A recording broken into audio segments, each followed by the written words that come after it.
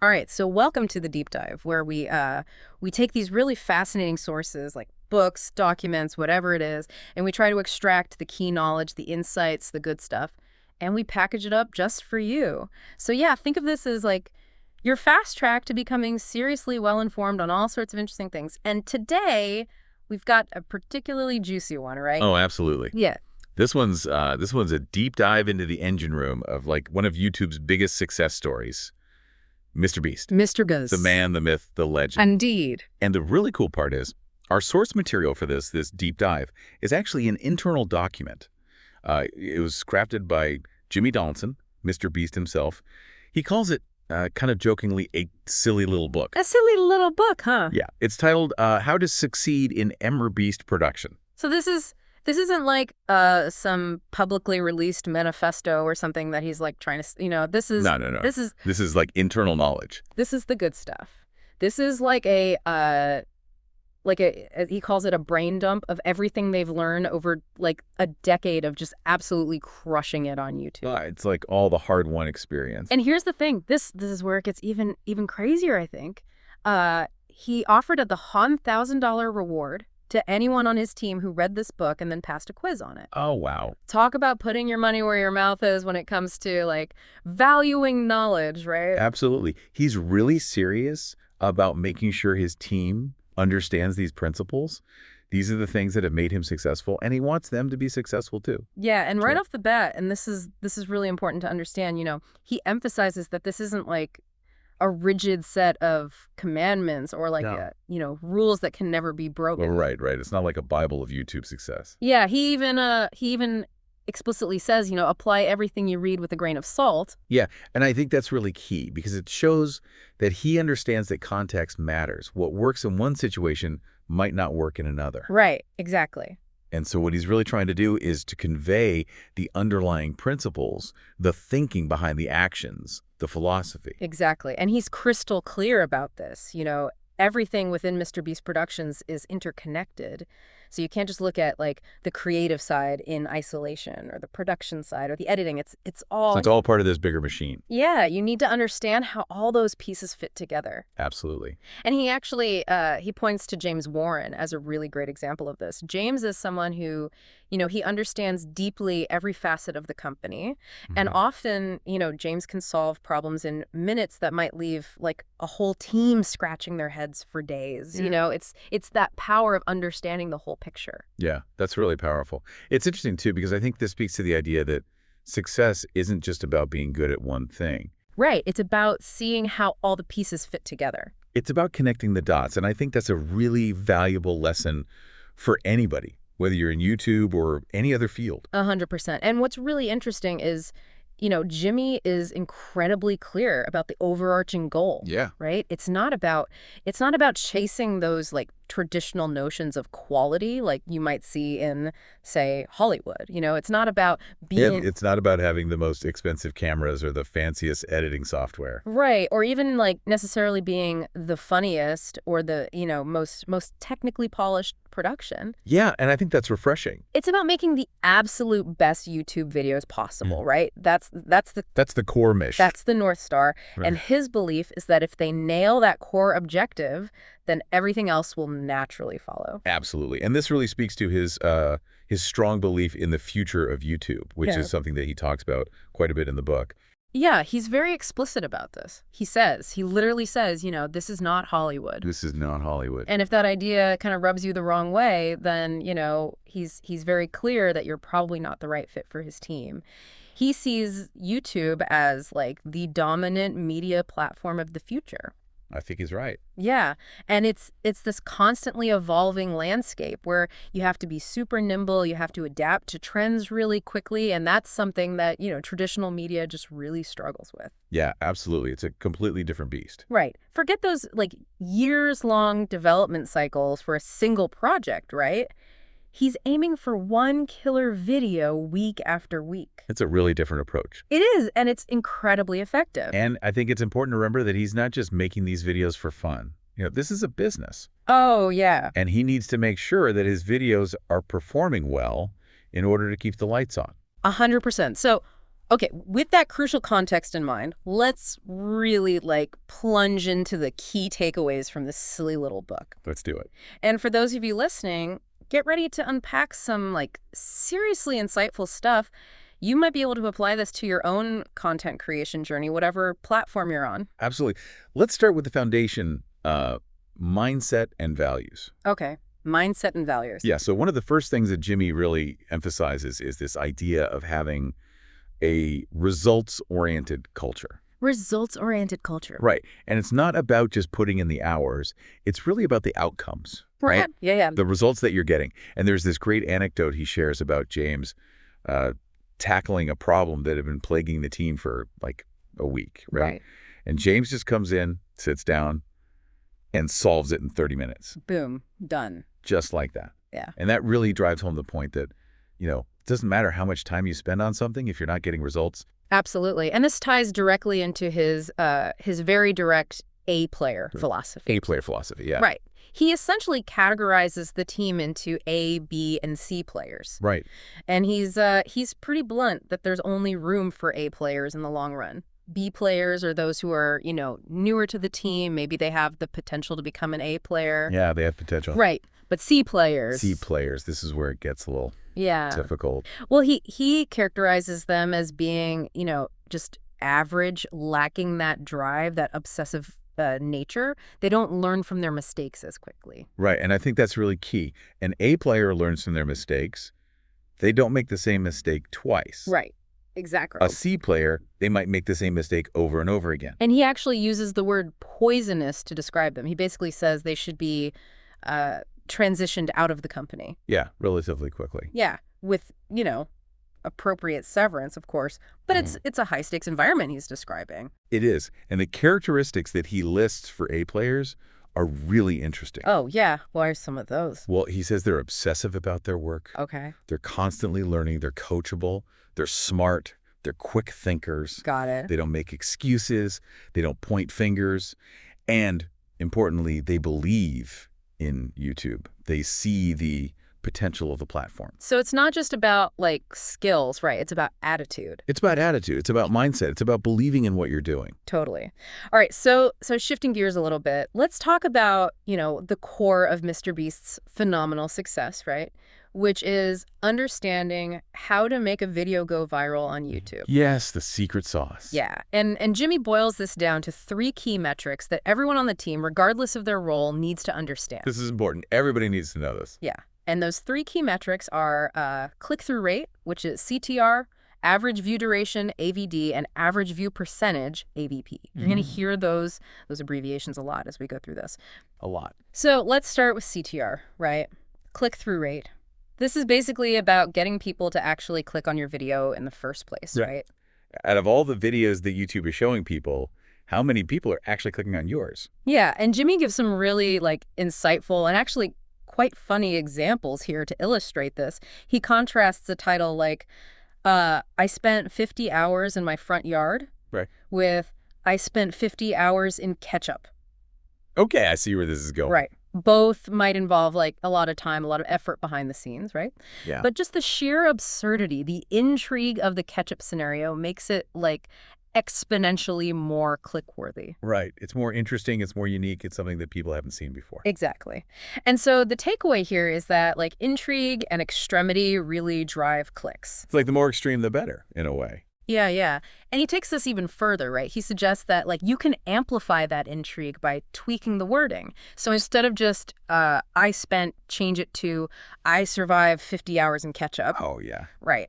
Immediately, you add this element of high stakes, this sense of extreme experience, I don't like bananas versus bananas are the worst food on earth. Right. Which one are you going to click on? Yeah, the second one for sure. Right. So the more extreme, the more attention grabbing, the better your chances of someone clicking. It makes sense. It's right. And it's not just about the title, right? It's about the thumbnail, too. Oh, yeah, for sure. That's the first thing people see. Right. And if the thumbnail doesn't grab their attention, they're not going to click on the video. Exactly. And what's important to understand here is that this focus on compelling titles and thumbnails, it isn't just the domain of the creative team, right? The production team needs to be just as aware of this stuff. Oh, absolutely. If the title and thumbnail promise one thing, let's say, a giant, colorful, bouncy castle, but then the video delivers something completely different, a small, kind of deflated, bouncy castle, Right. viewers are going to feel misled. Yeah, and they're going to click away. Exactly. So it's really important for everyone to be on the same page from the beginning. Yeah, totally. Okay, so let's move on to the second key metric, AVD, or average view duration. This is simply how long, on average, people watch a particular video. Right, and YouTube gives you some really detailed analytics on this. Yeah. You can see exactly where people are dropping off. It's amazing, isn't it? Like, they have these graphs that show you the second-by-second drop-off. Like, you can pinpoint exactly where people are losing interest. It's incredibly valuable data. Yeah. And so Jimmy highlights the very first minute of the video as being absolutely crucial, right? Oh, yeah. He even shares an example where they saw 21 million viewers drop off in the first 60 seconds.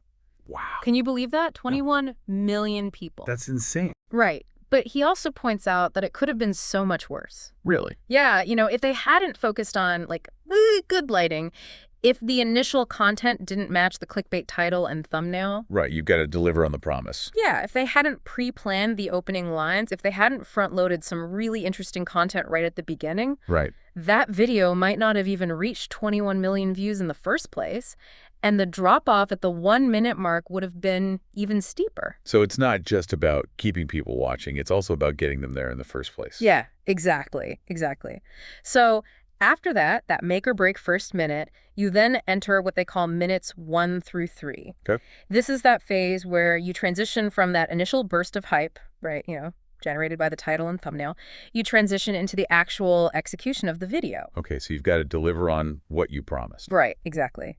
And Jimmy talks about using what he calls crazy progression here. Crazy progression. Yeah, so for example, in a video where someone's trying to survive in the wilderness for a few weeks, right? Instead of just presenting those events chronologically, like day 1, day 2, Right. they might condense highlights from multiple early days into those first 3 minutes. Okay, so you're front-loading the excitement. Yeah, the goal is to immediately hook the viewer, demonstrate the scale, the ambition of the video, and just get them invested in the story.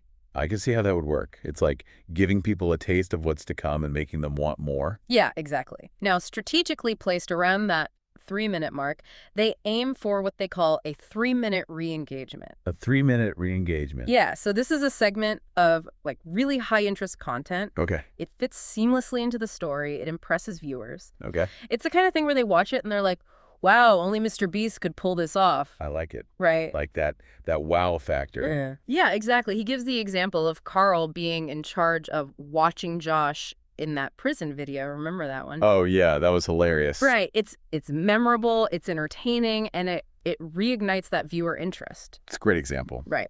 And then we come to minutes 3 through 6. All right, minutes 3 through 6. Yeah, and the strategy here shifts a bit. So the goal is to pack this section with content that's still exciting, but also relatively simple to digest. Okay, so keep it moving. Yeah, lots of quick scene changes, visually stimulating stuff, keep that story moving forward. And the objective here is to really solidify that viewer's emotional connection to the story. Get them emotionally invested. Yeah, get it. The thinking is, if you can captivate them for that first half, the chances of them sticking around until the end, they go way up. Makes sense. So then what happens, after that 6-minute mark? Well, usually around the 6-minute mark, they aim for another re-engagement. Another re-engagement. Okay. Yeah. And this one needs to be something that's still very interesting, but it might require a little more explanation, a little more setup. Okay. And importantly, it needs to kind of propel the story into the latter half of the video. Right, so it's like a turning point. Yeah, exactly. And that brings us to what they call back half content. Back half content. Yeah. And Jimmy is really careful here. He doesn't want anyone to think that this means you can just slack off, Yeah, right. The first half was great. We've got them hooked. So the back half can just be, Filler. Yeah. Okay. In fact, he says that a lot of really good videos have been killed by a weak back half. Yeah, I can see that happening. But he acknowledges that once a viewer has invested 6 minutes, they're often more likely to stick around. Yeah. So, maybe the content in the back half isn't quite as intense, but the key is to never signal the end of the video prematurely. Unless it's part of the plan. Right. Unless it's a deliberate strategy to build anticipation, for a big reveal or a prize or something like that. Okay, I get it. Keep them guessing. Yeah. And this is where it gets really interesting. What's really striking is the emphasis he puts on everyone understanding the minute-by-minute breakdown of the video. Really? Yeah. So, like, everyone on the team, from production to creative to editing, they all need to know exactly what's happening at each point in the video. Yeah, it's like they all have this shared understanding of the overall structure and the pacing. He even mentions that the average MrBeast video length is around 13 minutes and 7 seconds. Well, they track that. Yeah. Okay. And he says that everyone should know exactly where their contributions fall within that overall time frame. That's really interesting. Like, everyone's working on a small piece of a much bigger puzzle. Yeah, and they need to know how their piece fits in. All right, so finally, rounding out the 3 key metrics, we have AVP, average view percentage. And he's pretty upfront about this one. He says it's not as critical for most of the team to focus on. Okay. The primary focus is still on maximizing AVD. Right. Keep people watching. Right. However, he does talk about something else here that's really important, and it's something that you can't really track through analytics. Oh, what's that? He calls it the wow factor. The wow factor. Yeah. And this is about doing things that, genuinely no other creator on YouTube can do. Okay, so like pushing the boundary. Yeah. He gives that great example of bringing in an entire house on a crane just 30 seconds into the 100 Days in a Circle video. Right.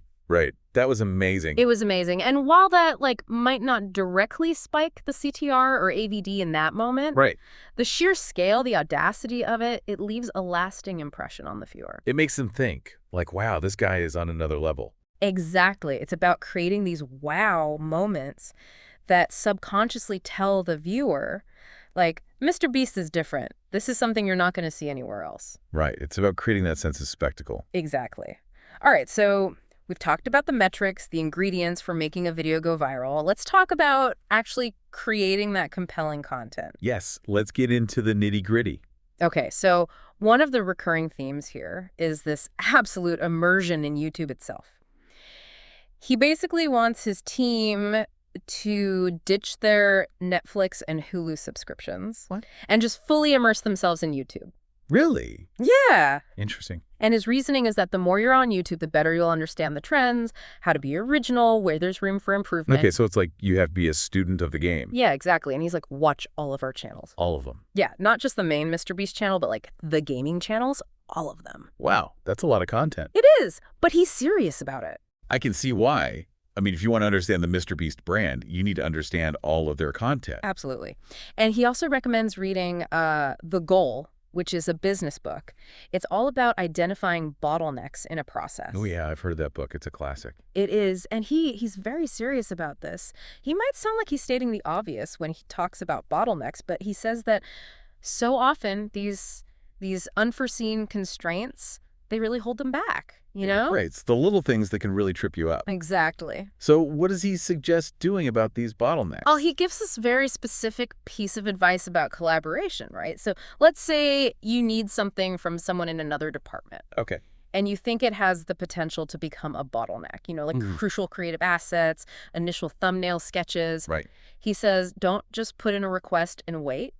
So what should you do? You need to communicate that you see this as a potential bottleneck, and you need to explain why. Okay, so be proactive. Be proactive. Yeah. Set a clear expectation. We need these assets in 45 days. Okay, I get it. Don't just assume that everyone is on the same page. Right.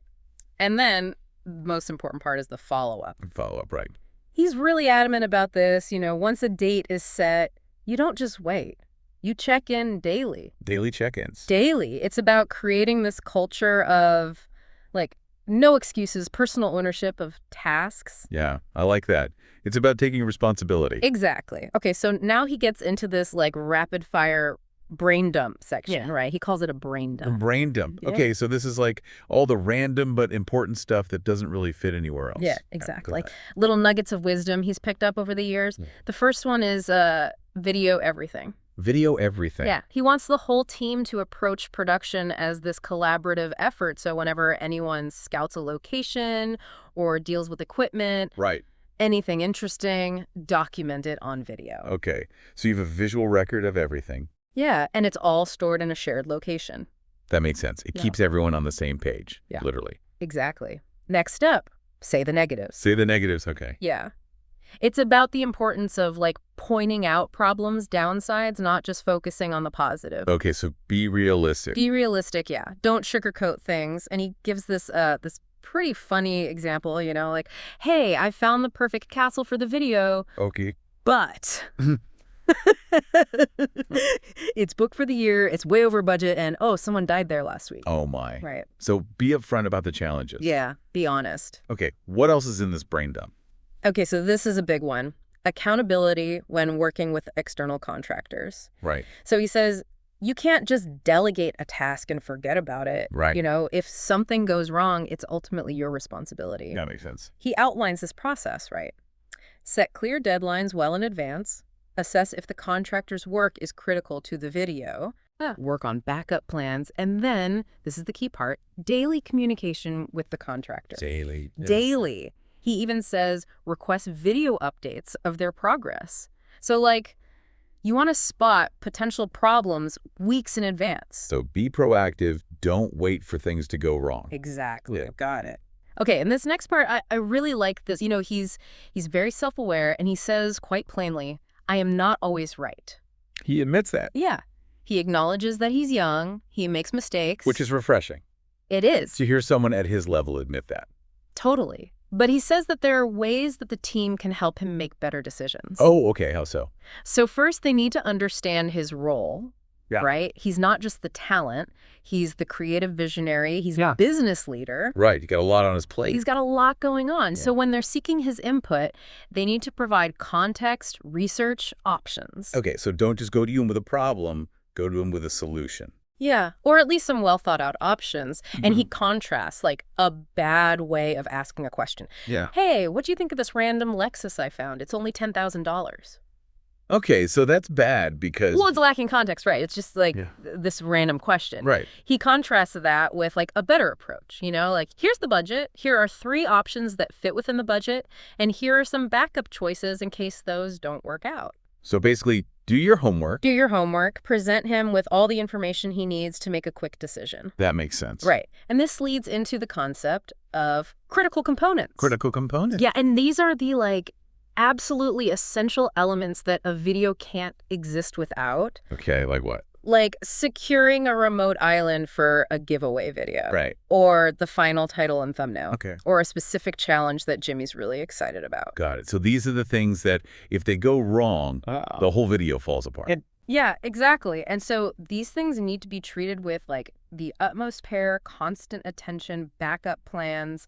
Don't leave anything to chance. No. And he even says, never coin flip a critical component. And never coin flip a critical component. Yeah, it's like you're gambling with the whole video. Right. Okay, communication, this is huge. Communication. Yeah, he's a big believer in maintaining proper communication lines, during filming, pre-production, post-production. Right. There should always be a designated point person for every aspect of the video. Right. And when you're communicating across teams, the ideal protocol is like, oh, up then over. Up and then over. Yeah, so you communicate up to your manager, who then goes over to the other department. Okay, so don't go directly to the person you need something from. Right, because that can lead to confusion, duplicated efforts, wasted time. Yeah. He actually has this funny example about a lava sandwich where someone made a request without informing the right people, and it just created this, like, mess. A lava sandwich, huh? Sounds messy. Yeah, it was a whole thing. Now, if you absolutely have to skip levels in, like, an urgent situation, Okay. you have to inform those people as soon as possible. Transparency is key. Got it. So basically just communicate. Communicate, yeah. And one more thing about communication. Sending a written message, whether it's an email, a text, Right. it's not enough. You need confirmation that the person has read and understood it. Oh, okay. So don't just assume that they got it. Right. Okay, this is one of my favorites. Creativity saves money. Creativity saves money. I like that. Yeah. So in a world where